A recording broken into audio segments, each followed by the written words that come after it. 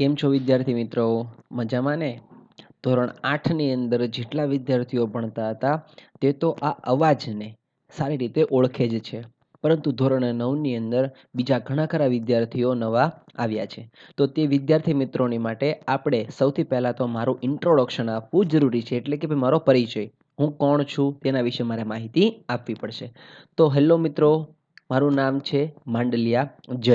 તમે અહીંયા જોઈ શકો છો, આ જે નામ દેખાય છે ને તે મારું નામ છે. એટલે તમે લોકો મને જય સર પણ કહી શકો છો.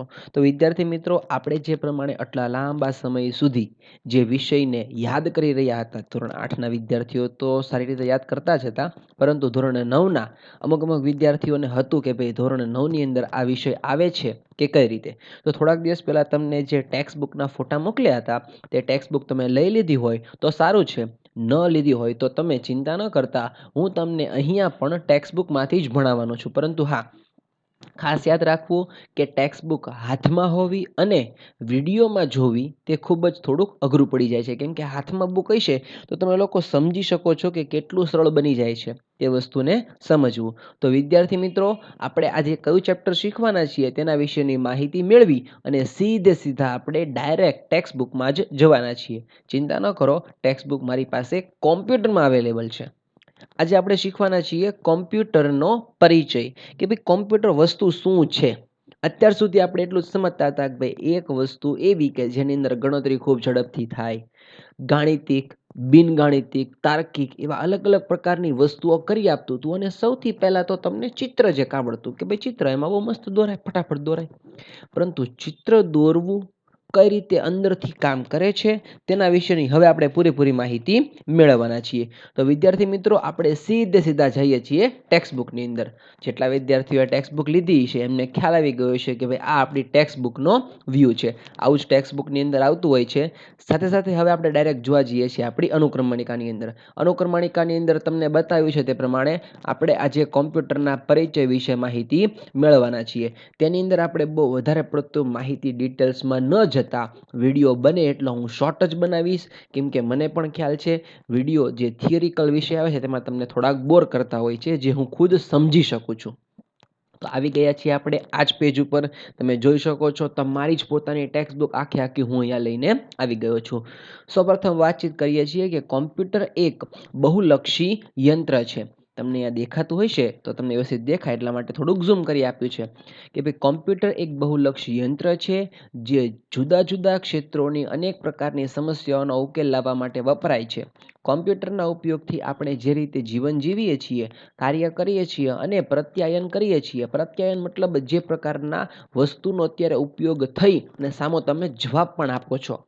તમે જે રીતે જવાબ આપો છો મતલબ કે ઘરે બેઠા બેઠા તમે લોકો આજે કોમ્પ્યુટરનો લેક્ચર ભણી રહ્યા છો તે એક પ્રકારનો રિપ્લાય જ છે, રિસ્પોન્સ અથવા તો ફીડબેક જ છે. પ્રત્યાયન કરો છો કે ભાઈ તમે ઘરે બેઠા બેઠા શિક્ષકો જે ભણાવે છે તમે ઘરે બેઠા બેઠા ભણો છો. તેમાં પરિવર્તન આવ્યું છે, ઘણું ખરું આવ્યું છે. કેમ કે સૌથી પહેલાંનું કોમ્પ્યુટર એક રૂમ જેટલું મોટું હતું અને આજે તે કોમ્પ્યુટર એક નાના અમથા ટેબલ ઉપર આવી જાય તેટલું નાનું આપણે બનાવી ચૂક્યા છીએ.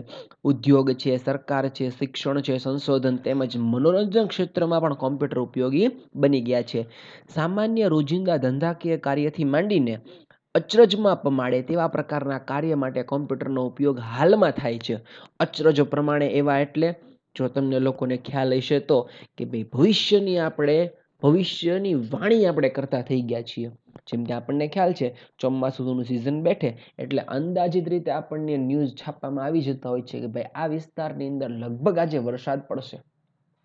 જો ગૂગલ વેધરનો ઉપયોગ કરતા હો કે ભાઈ ગૂગલનું વાતાવરણ, તો તમે ગૂગલની અંદર લખી શકો છો ગૂગલ વેધર એટલે તરત તમને તમારી લોકેશન પૂછશે, એમાં ઓકે આપશો એટલે ભાવનગરનું જે કોઈ પણ તાપમાન છે, ઠંડુ ગરમ, સવારે કેટલું, સાંજે કેટલું, આજનું શું છે, ગઈકાલનું શું હતું અને આવતીકાલે શું હશે તેના વિશેની પૂરેપૂરી માહિતી આપે છે. આ કારણે કોમ્પ્યુટરને એક બહુલક્ષી યંત્ર એટલે કે મલ્ટીપર્પઝ મશીન તરીકે પણ ઓળખવામાં આવે છે. હવે આપણે જોઈએ છીએ કોમ્પ્યુટરની કાર્યપ્રણાલી અથવા તો કાર્ય પદ્ધતિ કે ભાઈ કોમ્પ્યુટર જે છે એ પોતે કઈ રીતે કામકાજ કરી શકે છે. અમુક બાબતો તમને યાદ છે જ તે એટલે એમાં કઈ ડીપમાં જવાનું મારે આવતું નથી. કેલ્ક્યુલેટર ખબર જ છે, ડ્રાઈવર ગાડી ચલાવે છે અને ચિત્રકાર ચિત્ર દોરે છે તે રીતે કોમ્પ્યુટર ગણતરીનું કાર્ય કરે જ છે. ડ્રાઈવર ગાડી ચલાવે છે કેવી રીતે તમે આદેશ આપો એ પ્રમાણે કામકાજ કરે છે. કોમ્પ્યુટર સેમ ટુ સેમ આદેશ આપો, સાચો આદેશ આપશો તો એ કામ કરશે, ખોટો આદેશ આપશો તો પણ કામ કરશે જ તે. અહીં ગણતરી એ ફક્ત ગાણિતિક ગણતરી સુધી જ મર્યાદિત નથી, પરંતુ અનેક કાર્યો જેવા કે પ્રકારના તર્ક વપરાય તેનો પણ સમાવેશ થાય છે. કોઈ પણ કાર્યના ઉકેલ માટે આપણે પદ્ધતિસર માર્ગદર્શિકા તૈયાર કરવી હોય, તેમાં કાર્યરૂપી પગથિયા સ્પષ્ટ રીતે વર્ણવાયેલા હોય. આ માર્ગદર્શિકા કે જે સામાન્ય રીતે સરળ અંગ્રેજી ભાષામાં લખાયેલા હોય તેને અલ્ગોરિધમ કહેવામાં આવે છે. અલ્ગોરિધમની માટેનું બેસ્ટ ઉદાહરણ આટલું જે વાંચ્યું તેનું આપું તો એટીએમ મશીન તમે લઈ શકો છો. સૌપ્રથમ તમે તમારી રીતે જ યાદ કરો કે તમે એટીએમ મશીનમાં પૈસા ઉપાડવા જાઓ તો કરો છો શું? જેટલા પણ વિદ્યાર્થીઓ ગયા હશે તેમને ખ્યાલ હશે જ તે, અને જો ન ખ્યાલ હોય તો હું તમને જણાવું કે ભાઈ એક નાનું અમથું અથવા તો એક ચોરસ બોક્સ કે જેની અંદર એક મશીન છે.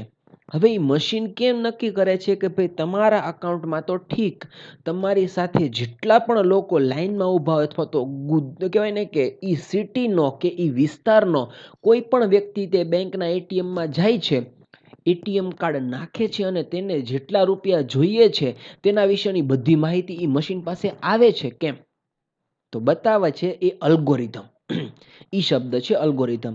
જ્યારે તમે તમારું કાર્ડ, એટીએમ કાર્ડ જે છે તમે એટીએમ મશીનમાં ઇન્સર્ટ અથવા તો કહેવાય ને કે એન્ટર કરો છો એટલે શું કરે છે, તમને સૌપ્રથમ તેની પૂરેપૂરી માહિતી તે અંદર મશીનમાં રહેલી વસ્તુ રીડ કરી લે છે. તમારા એટીએમ કાર્ડ ઉપર નંબર હોય, પાછળની બાજુએ એક બ્લેક કલરની પટ્ટી આવે છે. તે બ્લેક કલરની પટ્ટી પરથી તે પોતે વ્યક્તિ બેંકનો જ છે કે બેંકનો બીજો કોઈ વ્યક્તિ છે તેના વિશેની પૂરેપૂરી માહિતી તમારી આંખના પલકારામાં લઈ આવે છે, જે અલ્ગોરિધમ કામ કરે છે. પછીનું સ્ટેપ પોતે મશીન જ છે, સમજી શકવાનું નથી જ તે, છતાં તમને કમાન્ડ આપે છે. તમારે શું કરવું છે? બેન્કિંગમાં જવું છે, હા. પૈસા ઉપાડવા છે, હા. પિન નંબર નાખો, રકમ નાખો, તમને રૂપિયા પણ કાઢી આપે છે અને સાથે તમારી જે બાકી રકમ હોય ને એ પણ આપે છે. પાછું ગણતરી તો એવી પરફેક્ટ કરે છે કે ભાઈ નહીં પોતે જાણે કહેવાય ને વ્યક્તિ જ ગણતરી કરતો હોય.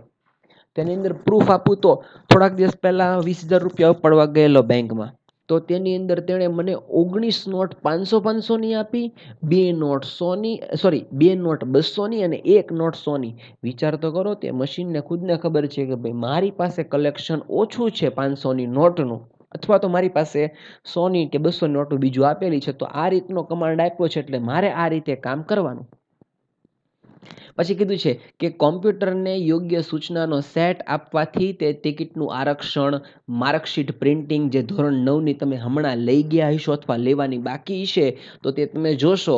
પછી ધંધાકીય અહેવાલ પ્રિન્ટિંગ, સંદેશાનું પ્રત્યાયન તથા બિલ બનાવવાનું કાર્ય કરે છે. કોમ્પ્યુટર શાબ્દિક અને આંકડાકીય માહિતી ઉપરાંત ધ્વનિ, વિડીયો, ચિત્રો, એનિમેશન માટે પણ વપરાય છે. હમણાં તમે વિડીયોના સ્ટાર્ટિંગમાં જોયું કે કઈ રીતે ઓલું એજ્યુકેશન ઇન્ફો લખેલી વસ્તુ આવતી હતી, એક એનિમેશન જ છે.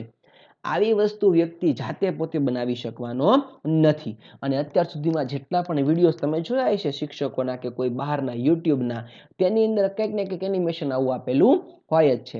કોમ્પ્યુટરને ડેટા અને ક્રમિક સૂચનાઓ આપતા તે ગણતરીનું કાર્ય કરે અને પરિણામ તૈયાર કરે અથવા આઉટપુટ માટે કાર્ય કરે છે. કોમ્પ્યુટર ઉપયોગકર્તાને ડેટા અને સૂચનાઓ જે સેટ આપે તેને ઇનપુટ કહેવામાં આવે છે. આની પર પ્રક્રિયાનું પરિણામ કરીને તમને આપે તેને આઉટપુટ કહેવાય છે. આકૃતિ ડાયરેક્ટ સમજી લઈએ તો આપણને વધારે ખ્યાલ આવી જશે. યુઝર એટલે તમે લોકો અહીંયા એને કમાન્ડ આપો છો. પછી છે ઇનપુટ, એટલે તમે કંઈક વસ્તુ ઇન્સર્ટ કરો. સીધું ને સિમ્પલ આપણે ટાસ્ક લઈએ કે તમે યુઝર છો અને તમે વર્ડની ફાઇલમાં જઈને તમારું પોતાનું નામ લખો છો. તો તે નામ લખો છો એટલે કીબોર્ડથી તમે નામ લખો છો. એ કીબોર્ડ છે એ પોતે કમાન્ડ કોને તો કે સીપીયુને આપે છે, અને સીપીયુ જે છે એ કમાન્ડને જે આપ્યા એને ફોલો અપ કરીને જે આઉટપુટ આવતું હોય તે સીધું તમને ક્યાં તો કે કોમ્પ્યુટરની મોનિટરની સ્ક્રીન ઉપર તમને જોવા મળે છે.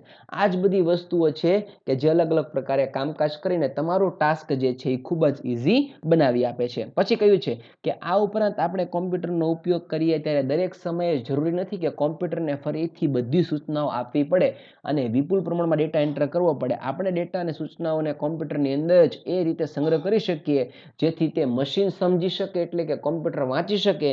તે ભાષાને યંત્ર ભાષા તરીકે ઓળખવામાં આવે છે. આજે તમે તમારી ગુજરાતી ભાષામાં કંઈ પણ વસ્તુ બોલો છો કે પછી ઇંગ્લિશ કંઈક બોલો છો, તે તમને ગૂગલ સર્ચથી ગોતીને આપે છે. તે વસ્તુ શું છે? યંત્રની પોતાની ભાષા છે. અને આની પહેલા જેટલા પણ લેક્ચર આપણે ભણ્યા છીએ તેમાં ભણવામાં આવ્યું તે પ્રમાણે પહેલા પણ કીધેલું છે અને હજી પણ કહું છું, કોમ્પ્યુટરને ખાલી 2 જ અક્ષર આવડે છે, એક અડે 1 અને 0 અથવા તો 0. એની સિવાયનું બીજું કંઈ આવડતું જ નથી. પરંતુ તે કરે છે શું? તો કે 1 અને 0 તેની પાસે જે 2 જ વસ્તુ છે ને એના આધારે તે પોતે પ્રોસેસ કરે છે અને તેના આધારે તમને વસ્તુઓ લખીને આપે છે અને કામકાજ કરી બતાવે છે. પછીની વાત કરીએ તો કે ભાઈ અલગ અલગ ડેટા સેટ સાથે અનેકવાર ઉપયોગ કરી શકાય છે અને આ ખ્યાલને સંગ્રહિત પ્રોગ્રામ ખ્યાલ અથવા તો સ્ટોર્ડ પ્રોગ્રામ કોન્સેપ્ટ તરીકે પણ ઓળખવામાં આવે છે. યંત્ર ભાષાની પરિવર્તિત કરેલી સૂચનાઓનો સેટ કે જેને પ્રોગ્રામ કહેવાય છે. અત્યારે તમે જુઓ છો આ વસ્તુ, આ પીપીટી ફાઇલ હમણાં ચાલુ હતી, આ તમે પીડીએફ ફાઇલમાં આવી ગયા અને વચ્ચે જે આ બધી વસ્તુ હું બોલું છું અને જે પ્રમાણે પેજને ઉપરથી નીચે લઈ જાઉં છું તેનું આખું રેકોર્ડિંગ ચાલુ છે. એ રેકોર્ડિંગ જે થાય છે ને તે વસ્તુને કહેવાય છે કે એક પ્રકારનો પ્રોગ્રામ, કે તમે કોમ્પ્યુટરની ડિસ્પ્લે ઉપર જે કંઈ પણ કામકાજ કરશો એ હું પોતે સેવ રાખીશ. એને કહેવાય છે કોમ્પ્યુટરની અલગ પ્રકારની એક લાક્ષણિકતા. પછી કયું છે કે કોમ્પ્યુટરનો વિવિધ ક્ષેત્રમાં ઉપયોગ સમજવા માટે એક યાદી તમને આપી છે. ટિકિટનું આરક્ષણ ઓનલાઈન બુકિંગ કરતા હશો ટિકિટની તો ખ્યાલ હશે. બેંકના વિવિધ કાર્યો, લગભગ બધા કાર્યો તેમાં થાય છે.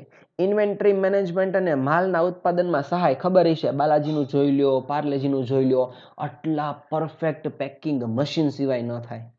પછી કયું છે કે મનોરંજન ક્ષેત્રમાં જેમ કે રમત રમવી, સંગીતની રચના કરવી અને ચલચિત્રો વિડીયો સુધારા વધારા કરવા બધાને આવડતું જ છે. યુટ્યુબની અંદર ઘણું સર્ચ કર્યું દીશે. પપ્પાનો ફોન કે ભાઈનો કે મમ્મીનો ફોન હાથમાં આવે એટલે આપણે ગોતતા જોઈએ કે કંઈ ને કંઈ વસ્તુ આપણને નવી મળી જાય. શિક્ષણ ક્ષેત્રે જેની અંદર આપણે અત્યારે ઉપયોગ કરીએ છીએ. ફાઇનાન્શિયલ એકાઉન્ટિંગ, પત્ર વ્યવહાર, છાપકામ, અખબાર, અવડું મોટું અખબાર છપાય છે, આટલી બધી વસ્તુ લખવાની, હાથ તો લખી જ ન શકાય એટલા ઝીણા અક્ષરોમાં, છતાં પણ તમને બધી વસ્તુ એમાં જોવા મળે છે. અવકાશ ક્ષેત્રે નાસા જે છે પોતે કામકાજ કરે છે, ઈસરો કામ કરે છે, મંગળયાનને મોકલવું, ચંદ્રયાનને મોકલવા, બધી વસ્તુઓ કોમ્પ્યુટર દ્વારા જ શક્ય બને છે. પછી કીધું છે રોબોટિક્સ. રોબોટિક્સ આજે અત્યાધુનિક વસ્તુ બની ગઈ છે. રોબોટ અને રોબોટ પછીનું મૂવી 2.0 જોયું છે તો ખબર હશે કે રોબોટિક્સની અંદર કેટલા આગળ નીકળી ગયા છીએ. બહારની એક વિદેશની અંદર તો એક રોબોટ છે કે જે પોતે શું કામકાજ કરે છે, હોટલની અંદર જઈને ડિનર પણ આપે છે. અને રોબોટ જ એક થઈ ગયા છે ને અત્યારે, માનવી પણ એક રોબોટ છે. બરાબર. પછી કીધું છે ઈમેલ અને ચેટિંગ. વોટ્સઅપમાં કરો જ છો, ઘણા ખરા કરતા દઈશો. અને જો ન કરતા હો તો કાંઈ વાંધો નહીં. શિક્ષક દ્વારા તમને જે લિંક અપાય છે ક્યાં અપાય તો કે વોટ્સઅપમાં જ અપાય છે. ઈમેલનો ઉપયોગ ભવિષ્યમાં તમે કરવાના છો. અને વેબસાઇટ બનાવવા માટે ઘણી ખરી વસ્તુઓ આપણને ખ્યાલ નથી હોતી, પરંતુ એ જ બધી વસ્તુઓ સમજાવવા માટે કહું છું કે વેબસાઇટ બનાવવા માટે પણ તમે ઇન્ટરનેટના માધ્યમથી કોમ્પ્યુટરનો ઉપયોગ કરીને બધી વસ્તુઓ મેળવી શકો છો. તો વિદ્યાર્થી મિત્રો, આજે આપણે આટલું રાખીએ છીએ. પહેલો જ લેક્ચર છે, મને પણ ખ્યાલ છે બહુ હાર્ડ પડતું હોય એટલા માટે આપણે આટલું રાખ્યું છે. પરંતુ હા, ઘરે જ રહીને આપણે બધી વસ્તુઓને સમજતા પણ રહેવાનું છે અને સાથે સાથે એ પણ જોવાનું છે કે કોઈ પણ કામ જે છે અધૂરું ન રહી જાય.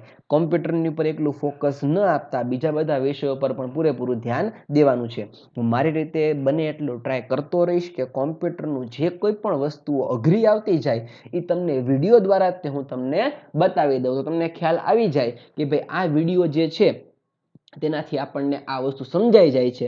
અને ભવિષ્યમાં જ્યારે આપણે મળવાનું થાય ત્યારે આપણે મળીને કોમ્પ્યુટરની ઉપર લાઈવ બેસીને પણ તે કામકાજ કરી શકીએ છીએ. તો વિદ્યાર્થી મિત્રો, તમે જે રીતે આ વિડીયોને શાંતિથી નિહાળ્યો તે બદલ હું આપનો ખૂબ આભાર માનું છું. અને આ જ રીતે આપણે બીજા બધા વિડીયોઝ યુનિટ વાઇઝ કોમ્પ્યુટરના જોતા રહીશું. અને હા, આ જ રીતે તમે ભણજો અને જે પ્રમાણે આ બીમારી ચાલી રહી છે તેનાથી તમે પણ સુરક્ષિત રહેજો.